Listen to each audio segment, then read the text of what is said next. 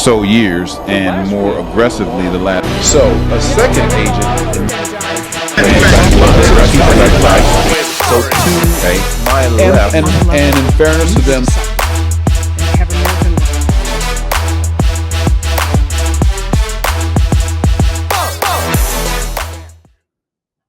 The second biggest hoax in the history of mankind is the concept of race. Okay. Now, I'm certain that this video is going to piss some people off because a lot of us, our whole identity is based on this thing called race that we created. And, most of you will reject this out of hand just because your entire identity is tied to it. Unfortunately, most of us, especially now, I mean, like I've said many times before, we are dumber now than we've ever been. It's because most of us go into our media silos and all we get is affirmation instead of information. And information isn't partisan and doesn't care about what you like. Information is just facts as they are. But most of us just want to hear what makes us feel good about ourselves and what we think. So what is race? Okay, matter of fact, let's pull up a Webster's dictionary definition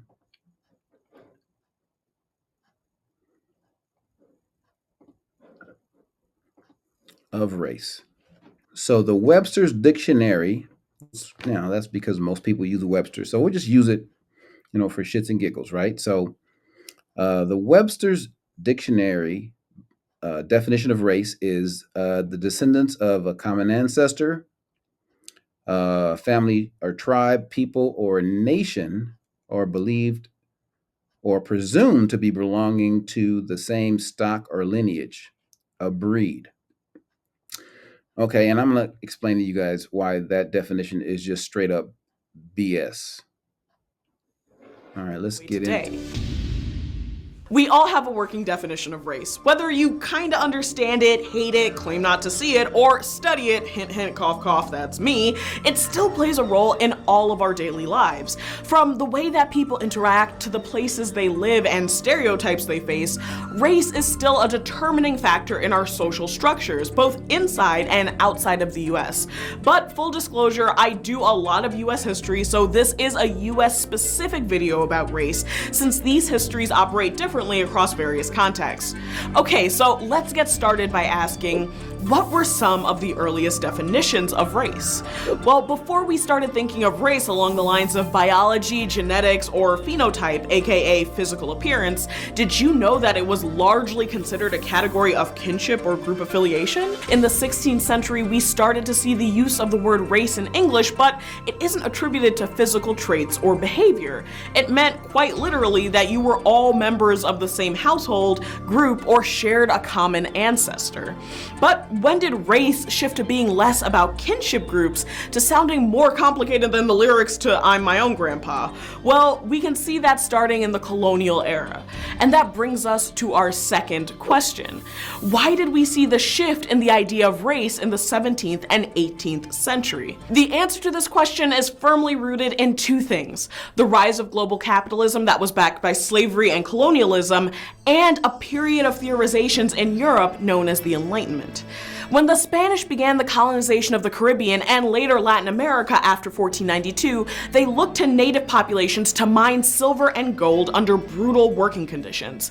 They set about enslaving, attacking, and murdering those who didn't comply. Thousands of native people died as a result of overwork, genocide, or because they were exposed to new diseases brought over with the Spanish settlers. And when England established its first successful long-term colonies in North America in Virginia in 1607, they looked to mirror this pattern of enslavement with native people, while also seeking copious amounts of silver and gold. But they had limited success with this route because, one, Virginia wasn't exactly rich in gold, and two, native populations were able to resist the efforts of early settlers through fighting back or escaping and blending into adjacent native groups. English settlers still wanted to make money off of this venture, so they began began to look to alternative ways of making Virginia profitable, and that came in the form of tobacco. But a major problem with growing tobacco is that it requires a ton of labor, and the laborers needed the agricultural skills to turn the crop into cash. Because they had already met with sustained resistance from native populations, English settlers looked to other potential labor sources, enslaved Africans and indentured British laborers. Okay, so that definition is BS. I mean, what does it really mean, right? Common ancestors. Well, we all have common ancestors. Okay, I'll get into that in a minute. Um, so, are we all of the same race? Well, I would say absolutely we are, and it is one. It is called the human race, Homo sapiens. Okay, and then of the same breed. What does that mean? Okay, who knows? It can mean anything you want it to mean. So basically, it doesn't mean anything, right? Are you grouped together by physical characteristics? Well, what physical characteristics? Okay. Well, one of them tends to be skin color. So is it skin color that makes you a race? Well, I'm going to show you this picture here, and you guys tell me how you would describe these people. Okay. Just describe those people for me.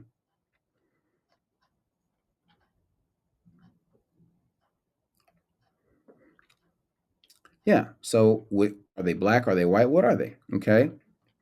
Is it hair texture? Is it lips?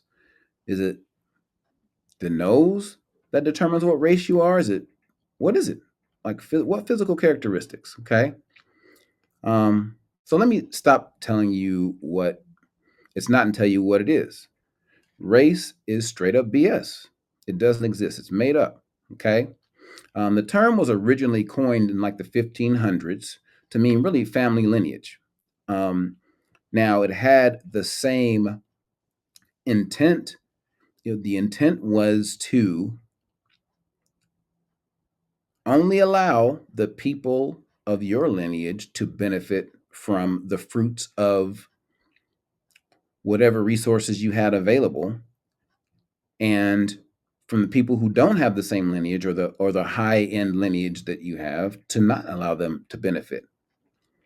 Then it actually became important with respect to commerce because in the mid 1400s, so Nicholas V decided to issue two papal bulls, one in 1452, one in 1455, stating that it was okay when you conquer lands in Africa to enslave those people in perpetuity. Now, you ever wonder why the indigenous people of the Americas were not enslaved in perpetuity? Well, it's because Paul III in 1537 issued a statement saying that the indigenous people of the Americas were worthy of owning property because they had rationality. So I guess the darkies, I can say that, right? But I guess the darkies weren't rational and weren't worthy of owning property, but the red people were. I guess I can say that too, I think. But anyway, um, now some people ignored those edicts and tried to enslave the indigenous people anyway. But for the most part, there was a law issued by the Catholic Church. And, the Catholic Church was the predominant power at that time. They had the biggest force in mankind at the time, which was the Navy, the ability to travel on ships. So they were kind of dictating the way things were going at that time. So, uh, so race became an unstoppable tool of commerce when it became super financially profitable when colonizers were able to use people as cattle. Now, the reason why they were able to do that because it was easier the further the or more different people looked from each other, it was easier to convince people that people who looked way different were other than or more animal like. Okay. So that's what made it so much easier for people to treat human beings like cattle. So it was the darker skinned people that the Catholic Church was like, okay, go ahead and use those people for freaking cattle.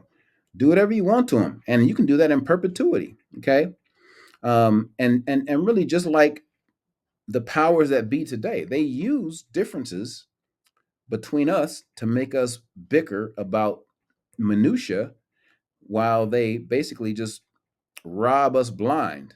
Okay, I think it was what was his name? Uh, the Prime Minister of England during World War II. Uh, God dog it. Winston Churchill. Winston Churchill, what he coined the term, never let a good conflict go to waste. Well, that's what happens with the people who control the strings of power now. And that's what's always been, right? Never let a good conflict go to waste. So you use a conflict to your benefit in order to control the people. Now, I'm kind of going to digress a little bit, because what I see happening is that, like, people know where I'm going, and they hear me talk about slavery, and well, they want to opine or say, okay, well, look, slavery existed throughout mankind, and they're right. It has. It's existed since the beginning of man for the most part, right? I mean, some I think it's Homo sapiens between 200 and 300,000 years now. I remember, not too long ago it was 140,000 years, but now it's 200 to 300,000. But I'm seeing these conservative pastors now are like embracing slavery now, saying how it's not a sin or it's not that bad. I saw one guy say it was a blessing. So, who knows? But I'm not going to go into that right now. Now, it is true. Slavery has existed for a long time, okay? Throughout mankind. It has, all over the world. Now, what is the difference? The difference, and why the slavery that allowed America to be as financially independent and as great as it was, chattel slavery that lasted and existed for 400 years in the Americas and the Caribbean. What was different? Well, the difference is that throughout human history, we most of human history, we didn't have the ability to travel worldwide. So we were around each other. So the people who were enslaved looked like us, they talked like us, they were more us. So slavery was kind of like a tribal thing and then a name thing. So the people largely, though, looked like each other. Okay. So when the technology became better and we were able to travel further away, then you started to get involved, and conquer other people that didn't look like you. There was a lot of travel to what they called the Orient back then. And then eventually they were able to go further away and further away, and they got to the Americas. Now, the truth is that they'd seen darker skinned people before, but at that time, a lot of Europeans, those dark skinned people weren't conquerable. They were Moors, and the Moors were doing the conquering. But what happened when the Pope allowed people to permanently enslave the darkies? I'm gonna stop saying that. When the Pope permanently allowed people to enslave the Africans as opposed to anyone else, what made that work so well is because the Africans looked and sounded so different that it made it easy to believe that these people were other than, and they weren't like us. And eventually they were animals and closer to animals, subhuman. So not only was it easy to use them in ways that had never been done before, because it wasn't like you were using human beings. You were using these subhuman species of whatever.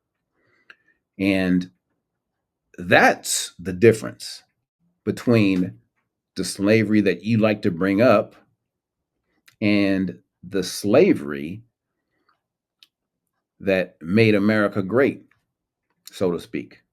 There's a lot of irony there, but you know what I'm saying. So once the Catholic Church got behind it, uh, it was easy to justify it. And then they created this thing called race. Then these pseudo scientific people got into creating justifications and these fake ways of measuring to further prove that these people weren't the same. During the European Enlightenment, people like Hegel and Kant postulated that non-white groups were devoid of history and rendering themselves less valuable and subordinate. There's a book by Dr. Nell Irvin Painter called The History of White People, and it kind of chronicles some of the history of how people began to see whiteness, but they first had to see blackness and be able to believe in this concept called race and blackness. The idea of whiteness was born out of the idea of blackness in the 1650s or so, in order to differentiate them and separate them from blackness, so that the darker skinned people couldn't participate in those freedoms.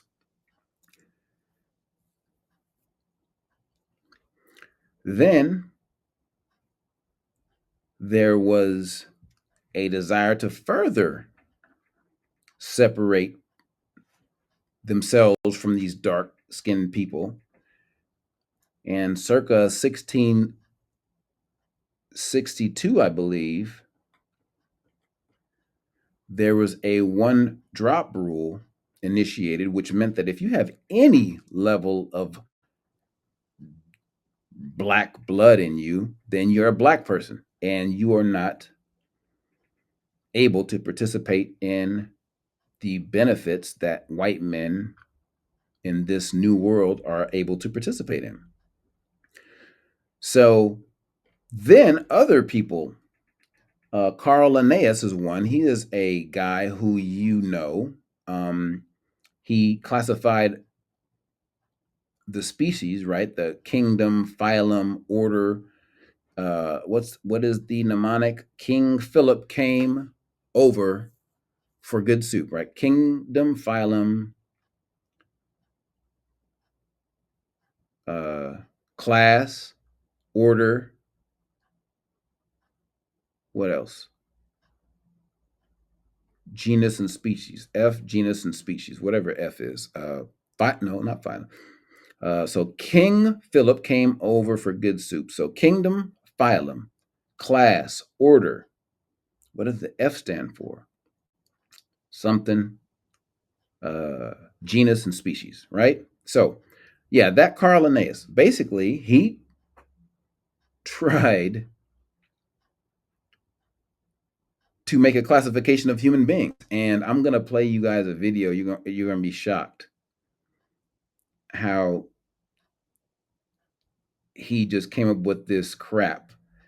I mean, we use his classification of all the animal species or all species in the animal kingdom, plants alike, and we've used it without thinking about it. But this guy tried to classify human beings, and it is embarrassing how he used his classification schemes. And I'm gonna play it for you.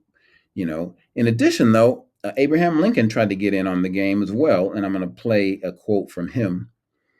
as well. So take in the first edition of Systema Naturae, and that would be the 1735 publishing of the book. Carl Linnaeus subdivided the human species into 4 varieties based on continent and skin color. Now, this is 1735. Carl Linnaeus, of Swedish birth, a European man, subdivided the human species into 4 varieties. Number 1, Europaeus albus. Europaeus albus, also known as white European. Number 2, Americanus rubescens. Americanus rubescens, also known as the red American. Americanus rubescens, the red American. Number 3, Asiaticus fuscus. Asiaticus fuscus, also known as the brown Asian, which was subsequently changed in the 10th edition of the book, which was published in 1758. Asiaticus fuscus was changed to Asiaticus luridus, also known as the yellow Asian. So that's how we got there. And number 4, Africanus niger. Africanus niger, also known as the Black African. Africanus niger. Now, we know today that Niger is a country in West Africa. Some people say Niger. And the history of that country dates way back into what is known as prehistory. So the first publication of Systema Naturae by Carl Linnaeus was in 1735, as I've said, and in the 10th edition of the book, which again was published in 1758, Carl Linnaeus went even further by detailing stereotypical characteristics for each of those 4 varieties of the species of man. All of those characteristics based on the concept of the 4 temperaments from classical Greco-Roman antiquity. Loosely, they are sanguine, which means enthusiastic, active, and social. Number 2 of the 4 temperaments, choleric, which means short-tempered, fast, or irritable. Number 3, melancholic, which means analytical, wise, and quiet. And the 4th of the 4 temperaments, phlegmatic, which means relaxed and peaceful. And so here's how he added those 4 varieties of the species of man. This is the descriptions that he added next to those 4 categorizations that he had done earlier in a previous edition of the book. Next to the Americanus, he wrote red, choleric, righteous, black, straight, thick hair, stubborn, zealous, free, painting himself with red lines, and regulated by customs.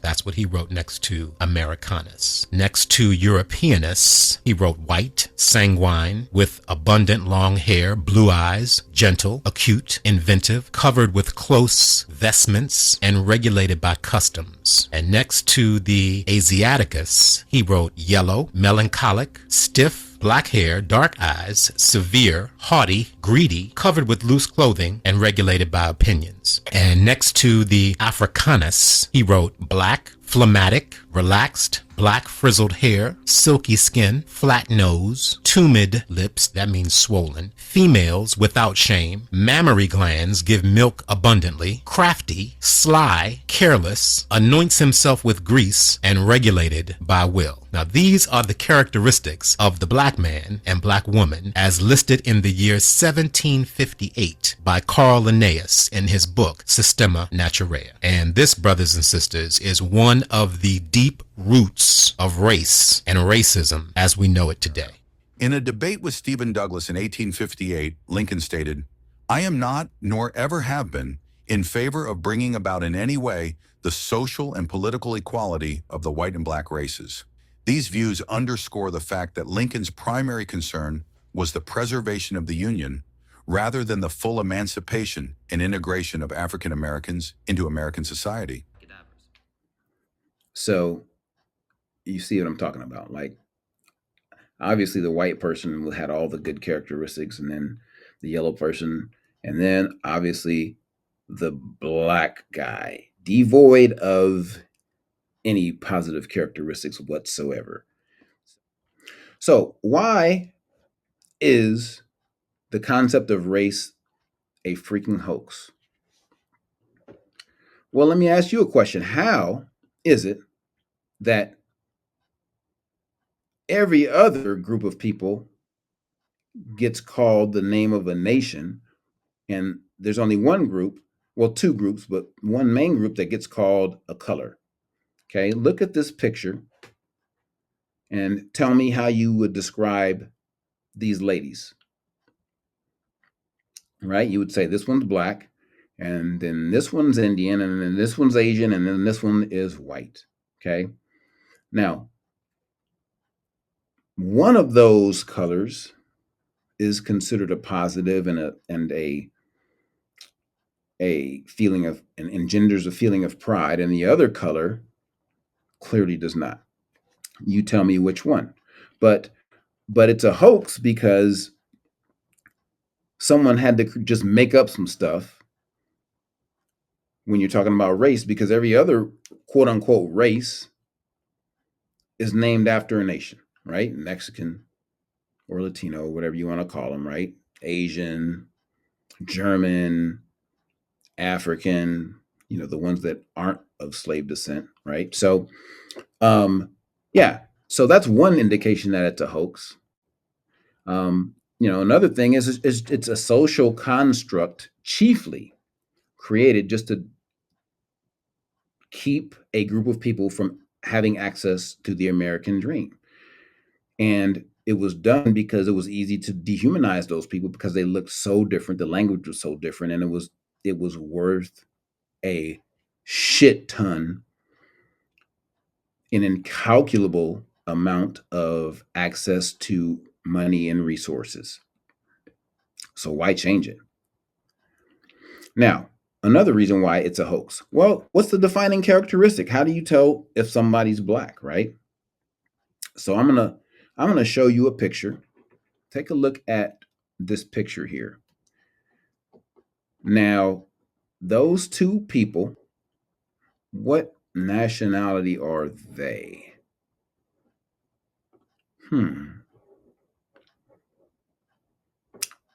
Well, I'm gonna tell you those two people are my great grandparents on my father's side, my mother's my grandmother's parents. Okay, so what nationality are they?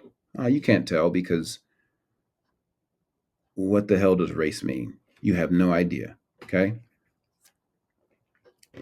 so skin color is what they tell you, but there is every skin color imaginable throughout the entire world, in every nation. In Africa, there is every possible skin color from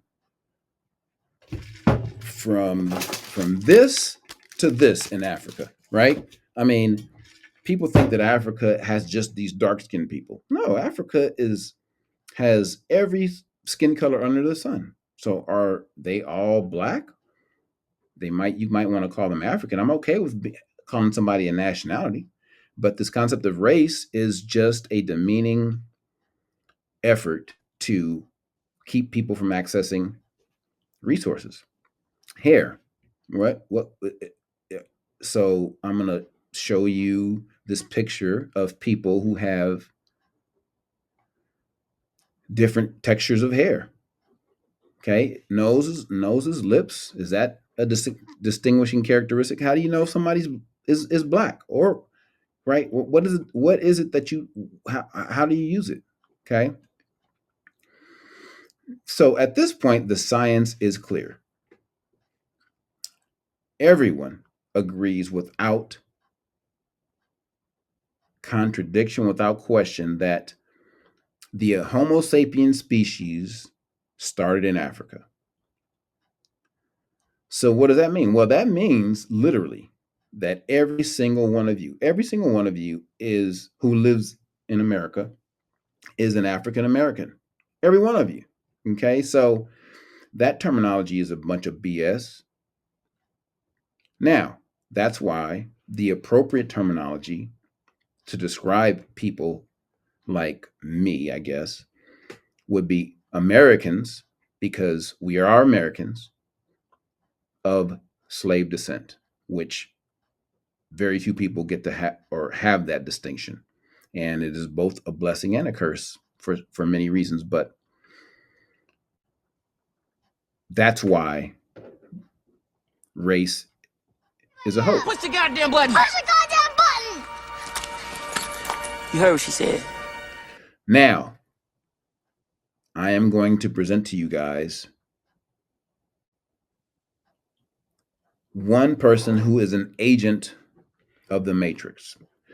Okay, remember, the agents are those guys who wore the sunglasses who were trying to keep you blind, keep you in the Matrix so you didn't really see what was going on and you were useful to them. They used you as a battery for power. Okay, which happens today. Think about your cell phone. Okay, Google uses you guys as batteries for power because the information that they get from your searches, the information that they get information that they get from your shopping habits is used as data, and they use that as a revenue source because that information is valuable. So that's just part of the matrix. But my point is that I am about to present to you, like I said, at the end of every episode, I'm going to present to you guys either an agent of the matrix, rebel of the matrix, an architect of the matrix, and sometimes I'm going to present to you guys more than one. Okay, so this guy, before he dies, needs to get his flowers. And by flowers, I mean he needs to be outed for the criminal liar that he is. This is a guy who was the first media face that the people saw after the JFK assassination, the most significant event. I'm not going to say it's the most significant event in American history, but it is definitely the most significant event in the 20th century, maybe the last 2 centuries. But after the JFK assassination, I need to set this up for you guys. After the JFK assassination, there was a guy who took a video named Abraham Zapruder. And as the FBI and the CIA swept the area, they found that this guy actually filmed it. So they found him. Now, a lot of the people that either took pictures or filmed it, they took their cameras, told them they would give it back to him, never gave it back to him, or they gave the photos back to them with the important ones taken out, the ones that would prove or show that there was a shot that came from the grassy area, or show that there was a bullet hole in the limousine that they fixed, or show something of significance. They would take the cameras from those people, but this guy Abraham Zapruder didn't let his camera go. And what happened is that his video got into a bidding war between the media companies.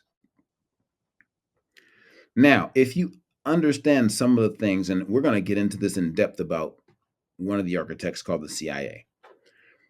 The CIA had something called Operation Mockingbird in the 50s, the post-war era, where they took over the media apparatus of certain populations in order to manipulate those populations into doing what they wanted them to do. And Operation Mockingbird is still running rampant today. But back then, there was 2 bidders for that tape.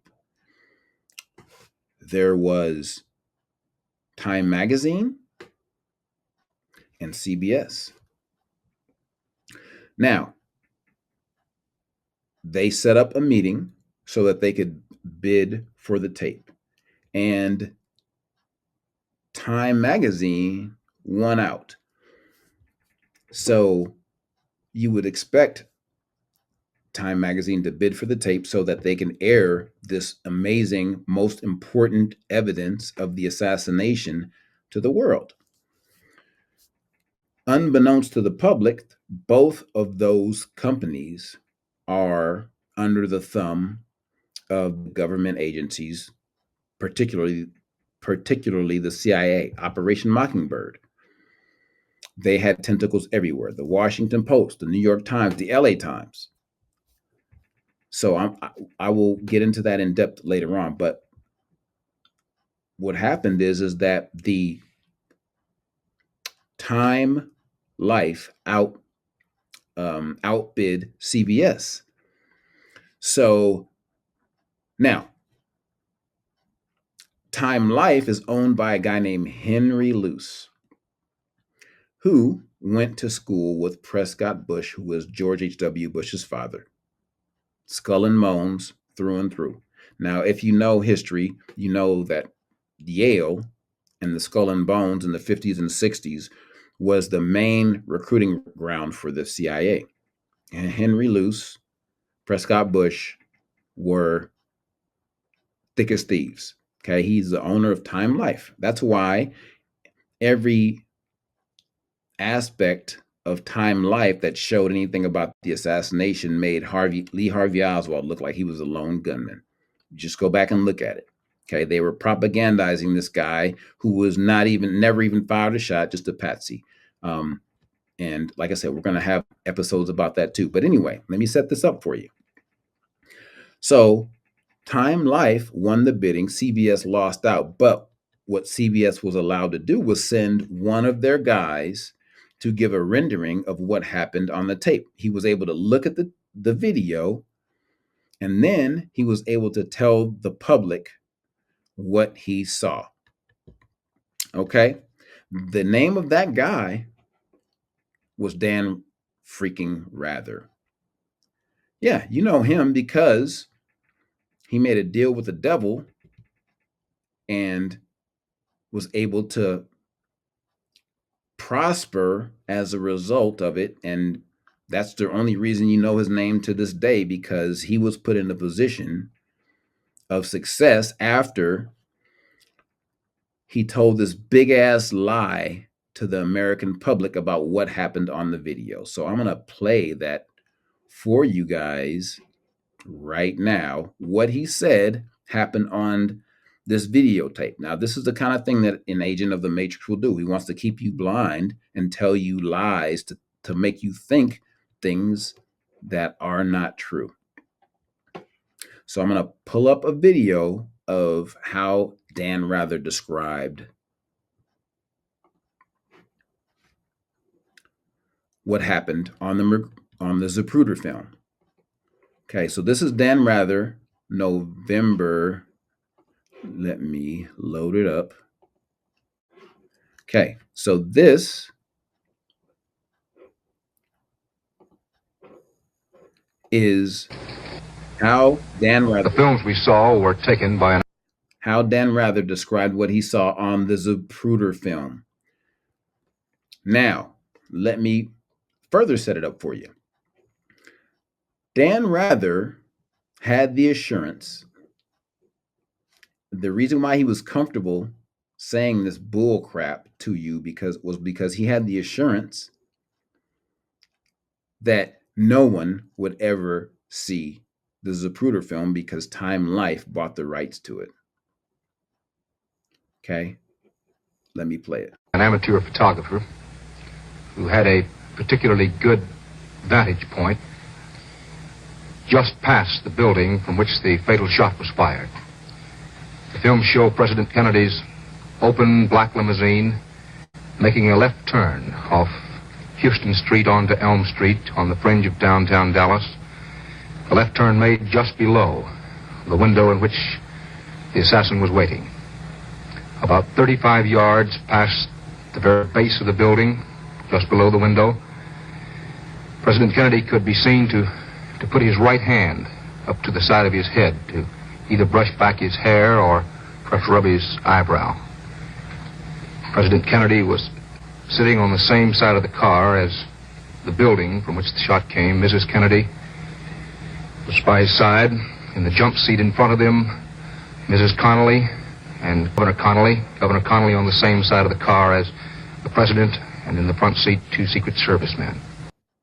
Okay, so I just want to let you know that was the first lie. He didn't put his hand up to his head. He put his hands towards his throat because he had just been shot from the front through his throat by a gunman.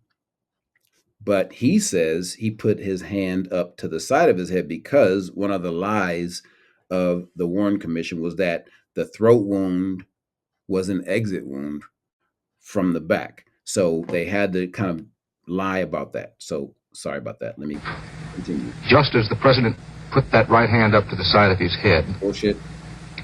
you could see him lurch forward. The first shot had hit him. Mrs. Kennedy was looking in another direction and apparently didn't see or sense that first shot or didn't hear it. But Governor Connolly in the seat in front appeared to have heard it, or at least sensed that something was wrong. The governor's coat was open. He reached back in this fashion, exposing his white shirt front to the assassin's window. He reached back as if to offer aid or ask the president something. At that moment, a shot clearly hit the governor in the front, and he fell back in the seat. Mrs. Connolly immediately threw herself over him in a protective position. In the next instant, with this time Mrs. Kennedy apparently looking on, a second shot, the third total shot, hit the president's head. His head could be seen to move violently forward. And Mrs. Kennedy stood up immediately. The president leaned over her way. It appeared that he might have brushed her legs. Mrs. Kennedy then literally went on the top of the trunk of the Lincoln car, put practically her whole body on the trunk. It appeared she might have been on her all fours there, reaching out for the Secret Service man, the lone Secret Service man who was riding on the bumper of the car, the back bumper on Mrs. Kennedy's side. The Secret Service man leaned forward and put his hands on Mrs. Kennedy's shoulder to push her back into the car. She was in some danger, it appeared, of rolling off or falling off. When we described this before, there was some question about what we meant by Mrs. Kennedy being on the trunk of the car. Only she knows, but it appeared that she was trying desperately to get the Secret Service man's attention, or perhaps to help pull him into the car. The car never stopped, it never paused. In the front seat, a Secret Service man was on the telephone. The car picked up speed and disappeared beneath an underpass. Okay. So that was his rendering of what happened on that day. A bunch of bullshit. Okay? But he had to lie so that the single gunman theory could be perpetuated. Okay? Now, let me give you guys a real view of what happened on the Zapruder film.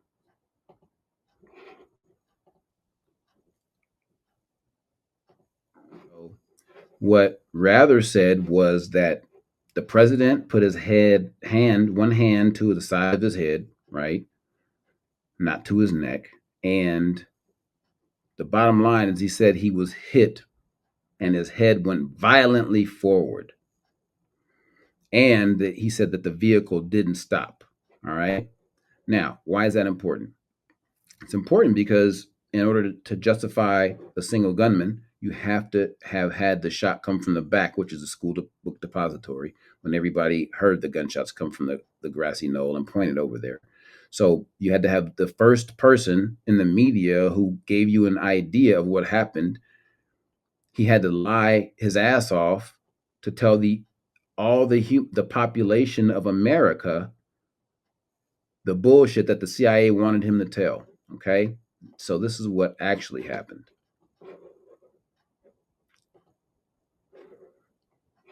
Okay, so this is going to be what actually happened. Dan Rather, the first media person to tell people, the media person's supposed to tell you the truth and what happens, right? First media person to talk about what happened, the assassination, and the video that he saw. He's supposed to tell us the truth.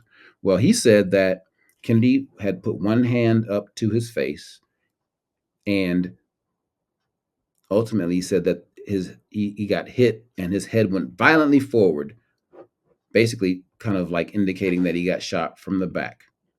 Okay. And then he said the limo didn't stop. So basically he had to say what the CIA told him to say. But like I said, he had assurances that no one would ever see the video because Time Life and Henry Luce the Skull and Bones friend of Prescott Bush, told him that no one would ever see this tape, right? Time Life Media Organization, you would think this is the most important evidence of video evidence of anything ever in the history of mankind. They would show it to people, but no. So anyway, let me play what actually happened for you. Okay. So here's the video. The car is coming down, and I hope you can see that he's about to put two hands up to his neck when he gets shot the first time. Okay. And then he gets hit violently backwards to the left, back and to the left. But he told everybody, and then he said the car didn't slow down. So you guys saw the car slow down. Okay.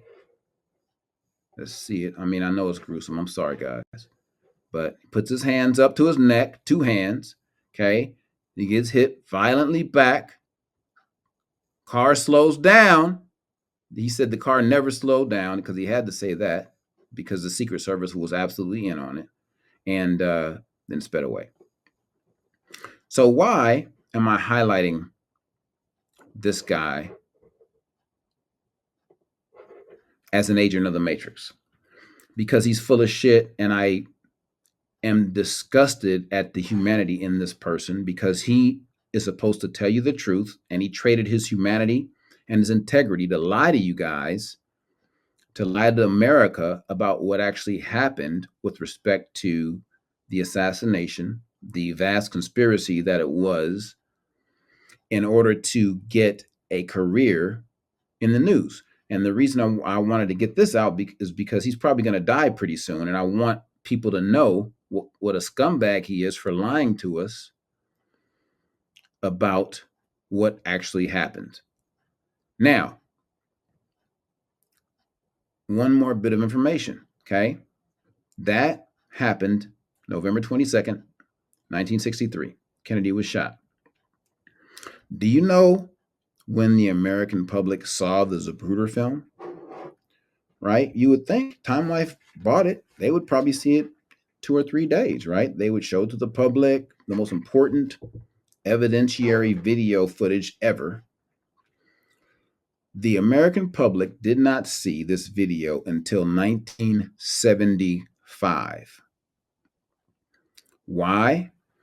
Well, because a guy named, his last name was Bob Roden, worked in the film department. And he was told Abraham Zapruder's family was going to get a copy of the film for posterity. So he was told to clean this video up. Well, just like everybody else in America, he was told that Kennedy's head went violently forward. And he believed the story. And then he saw the film and he was freaked out and dismayed. So he made copies of this video. And he debuted it on the Geraldo Rivera show as soon as he can make copies and clean it up for the American public to see. That's the only way the American public was able to see this video. And it's probably the only reason why, the biggest reason, let me say, why we know for certain that the Kennedy assassination was a humongous conspiracy, because we got video evidence. And that's why after 75, all of these Senate committee hearings came out. There was the Church Committee, there was the House Committee on Assassinations, and the Rockefeller Committee. Now, the Rockefeller Committee is involved in the CIA. Their money is directly involved in the CIA. So their commission was useless and BS. The Church Committee, however, got a lot of information that we wouldn't have had before. And the House Select Committee was a little compromised, but the Church Committee was not fucking around. They got a lot of good information. And guess what? Many, many men were murdered because they got subpoenas to testify on one or two of those committees. I'll just name a few of them. Sam Giancana got his subpoena, and several days after that, he was shot in his house by someone he knew 7 times or something like that in the face. Johnny Rosselli, who helped set up assassination attempts with the CIA in Cuba, he was found in a drum in Florida somewhere because he was scheduled to talk. There's a guy that met with Lee Harvey Oswald and became his buddy for a while. Then he handed him off to the Payne family, who were also CIA assets. His name was George Mornshield. He had his subpoena delivered, and on that same day, he murdered himself with a shotgun blast. But interestingly enough, on the evidence, there was a video recorder playing, and before he was shot, there was a sound with the alarm system that somebody was basically entering his house before he offed himself. Now, interestingly enough, he wrote George W. Bush, his buddy, to help him get out of the situation he found himself in earlier that year. But George H.W. Bush said, I can't help you, buddy. That's when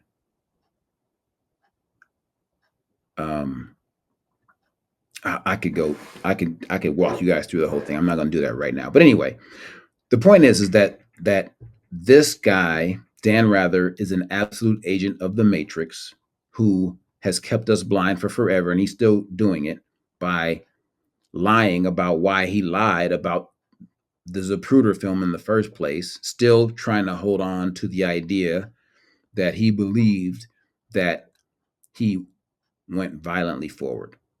What a clown, what an agent of the Matrix, and hopefully he gets what's coming to him. Push the goddamn button! Push the goddamn button! You heard what she said.